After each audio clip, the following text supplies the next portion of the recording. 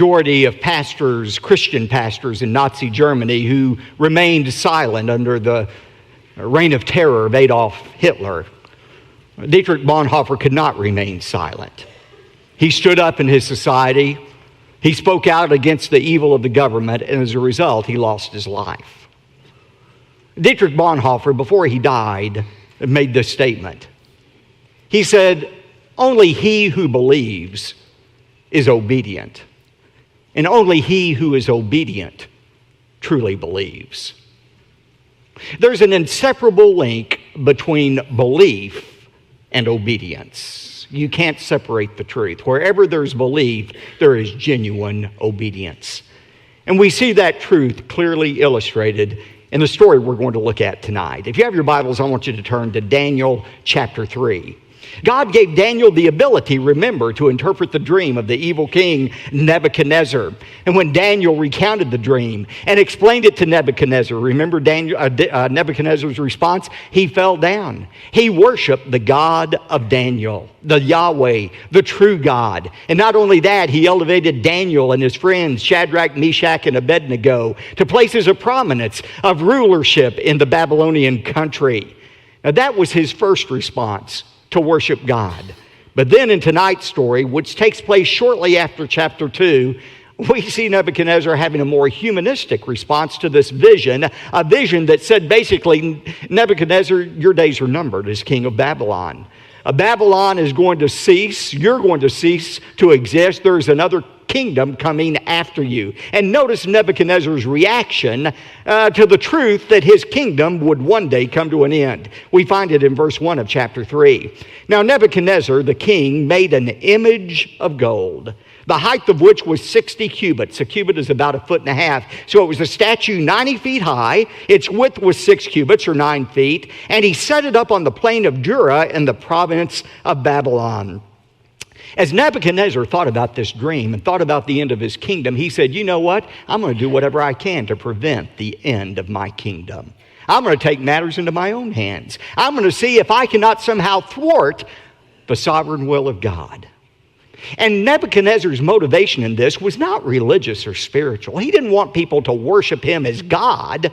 Instead, he wanted their political loyalty. He wanted people to bow down, kind of like saluting the flag, and pledge their allegiance to Nebuchadnezzar. That way, Nebuchadnezzar thought he could make sure that there was no rebellion against him that would cause him to lose the kingdom. Now, it's said that this statue, 90 feet high, 9 feet wide, was set up on the plain of Dura. Notice that in verse 1, the plain of Dura. Archaeologists have determined that this plain of Dura was 6 miles south of ancient Babylon. We were talking about archaeological evidence for the veracity of the Bible this morning. Some years ago, French archaeologist Julius Opère found on the plain of Dura a base, a large brick construction that was 45 square feet and 20 feet high that very well could have been the base of this great statue that was made of Nebuchadnezzar. Now, again, the reason for this statue was not spiritual, but political. Look at verse 2. Then Nebuchadnezzar, the king, sent word to assemble the officials of Babylon. That is, the satraps. They were kind of like city council members who governed over different provinces of Babylon. The prefects, the governors, the counselors. He brought them all up for the dedication of the image that Nebuchadnezzar had set up. And look at verses 4 and 6. Then the herald loudly proclaimed, "To you the command is given, O people, nations, and men of every language, that at the moment you hear the sound of the horn, the flute, the lyre, the trigon, the psaltery, the bagpipe, and all kind of music, you are to fall down and worship the golden image that Nebuchadnezzar the king has set up. But whoever does not fall down and worship shall immediately be cast into the midst of a blazing furnace." Now, verse 7. We find that the music is sounded. All of the instruments play. When the music starts, that's the cue for everyone to fall down and worship the image. And sure enough, verse 7 says, all fell down and worshiped the golden image that Nebuchadnezzar had set up. All except 3. We'll find out those 3 in just a moment. But just imagine the scene. You have hundreds of thousands of people, perhaps, on the plain of Dura. You have this mighty image that is set up. The instructions have been given. The music plays. Everybody immediately bows down. Only 3 people remain standing.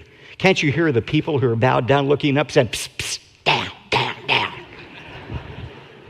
But they wouldn't bow down before this image that had been set up. So notice the accusation that's made against these 3 in verse 8. For this reason, at that time, certain Chaldeans, that is, part of the king's court, these people who lived in southern Babylon, came forward and brought charges against the Jews, these 3 Jews who refused to bow down. Look at verses 10 to 12, what the charges were. They reminded in verses 10 and 11 Nebuchadnezzar of what he had ordered, and then look at verse 12. Here's the charge. This is what they said to Nebuchadnezzar. There are certain Jews whom you have appointed over the administration of the province of Babylon, namely Shadrach, Meshach, and Abednego. These, O king, have disregarded you. They do not serve your gods, and they do not worship the golden image that you have set up. And so, look at verse 13. Then Nebuchadnezzar, in rage and anger, gave orders to bring Shadrach, Meshach, and Abednego. Then these 3 were brought before the king. Now here's the natural question. Where in the world was Daniel during this time? Have you ever wondered that? Where was Daniel? After all, he's the one who had these guys promoted. He's the one who led them to obey God and not Nebuchadnezzar. Where was Daniel? This week, as I was preparing the message, I read all kind of explanations about where Daniel was. Some people say, well, Daniel was now such a high-ranking official that for political reasons, he went ahead and bowed down before the image of Nebuchadnezzar. To him, it was no big deal. It was political and not spiritual. Now, that doesn't make any sense, especially given Daniel chapter 1 and how he wouldn't even eat the king's food. Another explanation is, well, maybe Daniel was ill on this particular day. Now, if I were choosing a day to call in sick to the office, this certainly would have been it.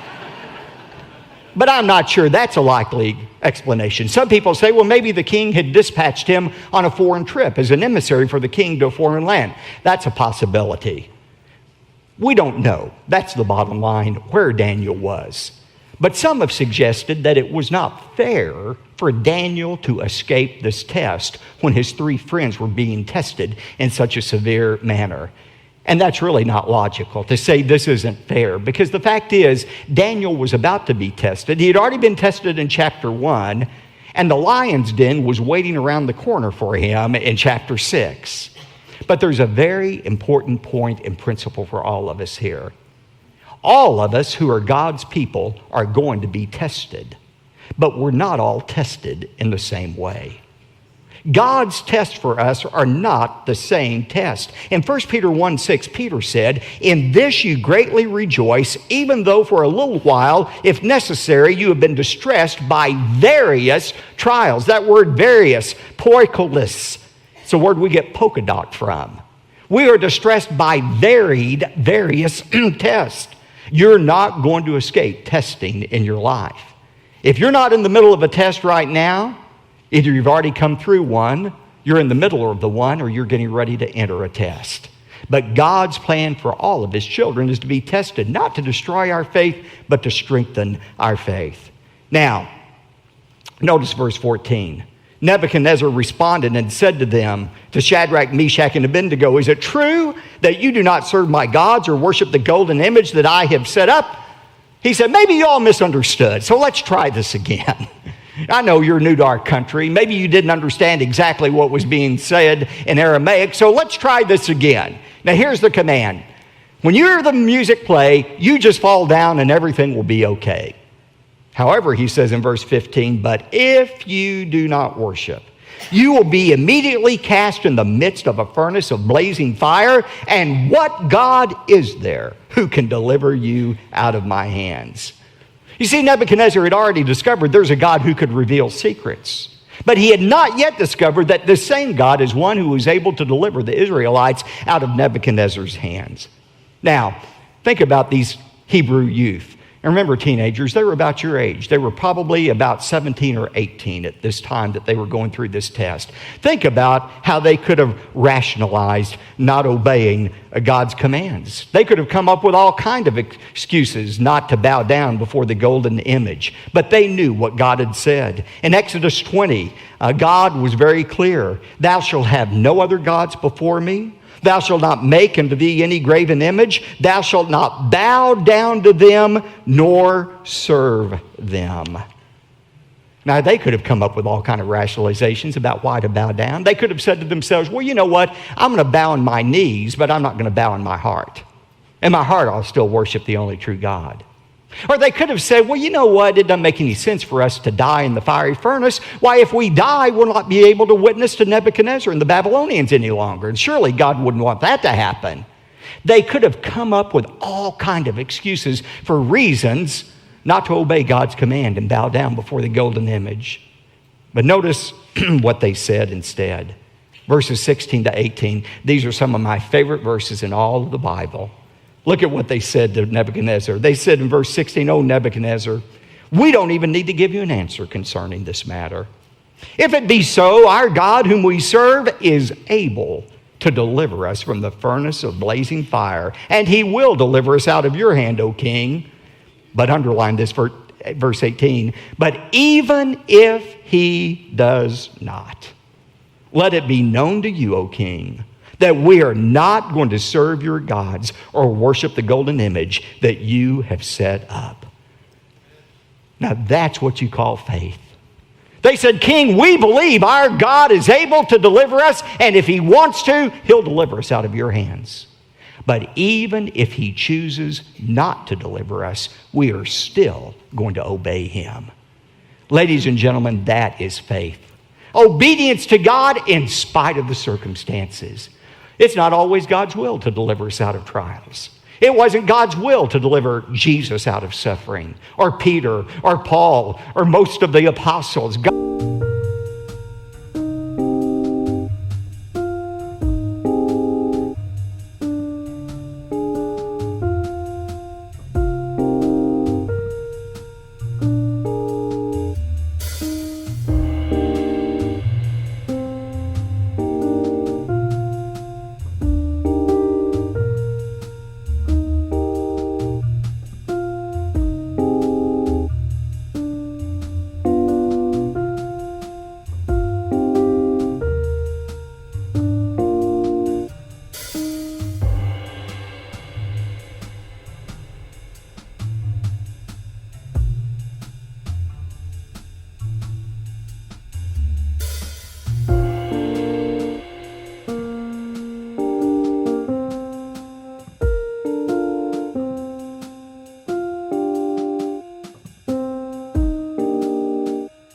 God's will for them was death, but they still obeyed God.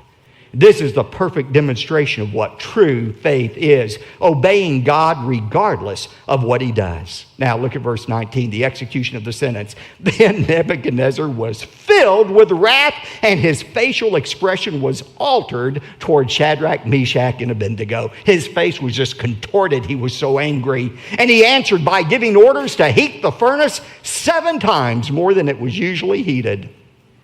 The Aramaic here means Nebuchadnezzar was as angry as he could have been under the circumstances. And his anger, like anger always does, caused him to do something very irrational. You know, when you're angry, you are literally out of your mind.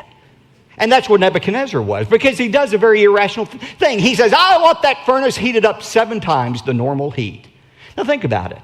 If he was really angry, as he was with these 3 men, he wouldn't want the temperature raised. He'd let it stay at the normal temperature so that they would suffer as long as possible in that furnace instead of being consumed immediately by it being 7 times hotter than it usually was. But Nebuchadnezzar wasn't rational. One commentator said Nebuchadnezzar's furnace was hot, but he himself got hotter. And when a man gets full of fury, he gets full of folly. Great words. Look at verse 21. "Then these 3 men were tied up in their trousers, their coats, their caps, and their other clothes, and they were cast in the midst of the furnace of blazing fire. For this reason, because of the king's command was urgent and the furnace had been made extremely hot, the flame of the fire slew those men who carried up Shadrach, Meshach, and Abednego. But these three men, Shadrach, Meshach, and Abednego, fell into the midst of the furnace of blazing fire, still tied up. Now look at God's miraculous delivery in verse 24. Then Nebuchadnezzar the king was astounded, and he stood up. Now, apparently, they had placed a chair for Nebuchadnezzar to sit in once the furnace door had been shut, and he was able to look in to see these three men. And when he looked into that blazing fire, he was so astounded by what he saw, he immediately stood up. And he said to his high officials, "Was it not three men we bound into the midst of the fire?" They replied to him, "Certainly, O king." Verse 25, he said, "Look, I see men loosed, four of them, walking about in the midst of the fire without harm, and the appearance of the fourth is like a son of the gods." Three things amazed Nebuchadnezzar. First of all, these men who had been tied up were suddenly now free. Secondly, they were walking around without being consumed by the fire. But most importantly, there were no longer three men in there. There was a fourth man in there. And that fourth person they saw looked like a son of God. Who was that fourth person in there? I believe it was the angel of the Lord. Anytime in the Old Testament you read about the angel of the Lord, that is a reference to the Lord Jesus Christ. The incarnate, pre-incarnate appearance of Jesus Christ. That fourth person looked like a god to them. Verse 26, then Nebuchadnezzar came near to the door of the furnace, and he responded and said, "Shadrach, Meshach, Abednego, come out, you servants of the Most High God, and come here." And then Shadrach, Meshach, and Abednego came out in the midst of the fire. He wanted them out of the furnace. He called them servants of the Most High God. And look at verse 27. All of the officials gathered around and saw in regard to these men that the fire had no effect on their bodies. Not even a hair of their head had been singed, nor were their trousers damaged, nor had the smell of fire even come upon them. They didn't even reek of smoke after being in that furnace. In verse 28, look at Nebuchadnezzar's response. He said, "Blessed be the God of Shadrach, Meshach, and Abednego, who has sent his angel and delivered his servants who put their trust in him, violating the king's command. And he yielded up their bodies so that not to serve or worship any god except their own God." Now, as we'll see in a moment, this was not, and we'll see this more next time, this was not a conversion experience for Nebuchadnezzar. That would come in chapter 4. Nevertheless, there was still a command here that was given in verse 29. Nebuchadnezzar says, "Therefore I make a decree that any people, nation, or tongue that speaks anything offensive about the God of Shadrach, Meshach, and Abednego shall be torn limb from limb, and their houses reduced to rubbish heap, inasmuch as there is no other God who is able to deliver in this way." Now notice, Nebuchadnezzar did not denounce all other gods. He simply recognized that the God of these three Hebrew youth was a legitimate God. And in fact, he was a superior God to any other God he knew of, because this was a God that was able to deliver these Hebrews out of Nebuchadnezzar's hands. Now, as impressive as a comment that is, God is not impressed by it. See, God is not content to be named among other gods. God is not impressed when we say, "Oh, I believe in the God of heaven, the God of the Bible, but I believe in other gods as well." I'm saying this often right now as I go around our country. What we call plurality in our country, the worship of many gods, what we celebrate as tolerance and plurality, God has another name for. It's idolatry. The First Amendment of our Constitution has not replaced the first commandment of God. God said, "You shall have no other gods before me."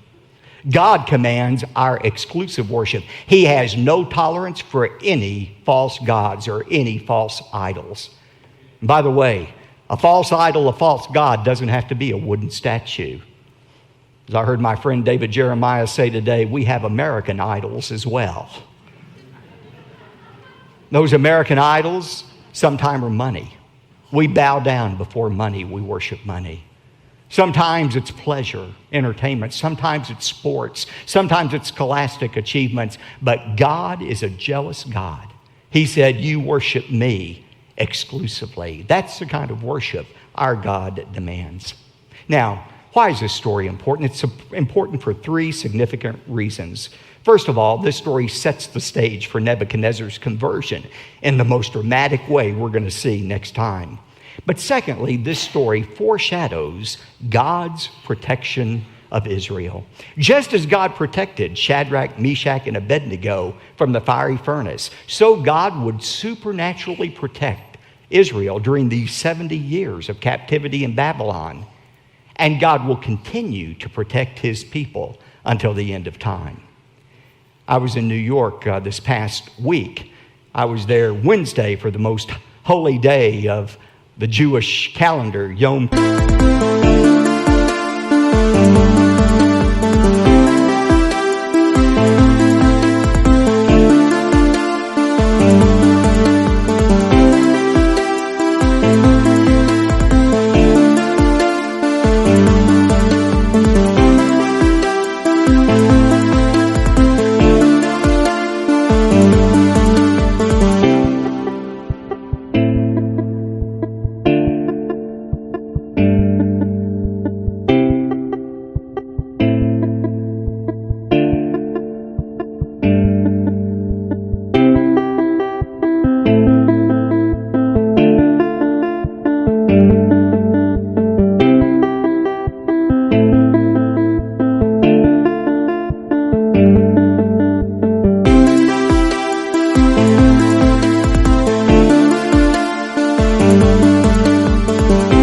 Kippur, and I was with some Jews. It was interesting to see how they worshiped on Yom Kippur. But at that very same day of Yom Kippur, the holiest day on the Jewish calendar, on that very day, there in New York, was Iranian President Ahmadinejad. And there he was in the UN, breathing threats against Israel. Monday of that week in New York, he said, Israel will be eliminated from the face of the earth. Now, I'm going to make to you a prophecy that I promise will come true. This is an absolute 100% prophecy that will come true. President Ahmadinejad will be eliminated before Israel is eliminated. You can rest assured, because Israel is God's nation, and Israel has the promise of God's protection. God protected them for 70 years during that Babylonian captivity, and he will protect them until the end of time. But the third truth that you see in the passage is this. This passage reminds us of the importance of unconditional faith and obedience. Remember, true faith is not believing God is going to do what we want him to do. True faith is the resolve to obey God in spite of the circumstances. It's the faith that Job expressed when he said, though he slay me,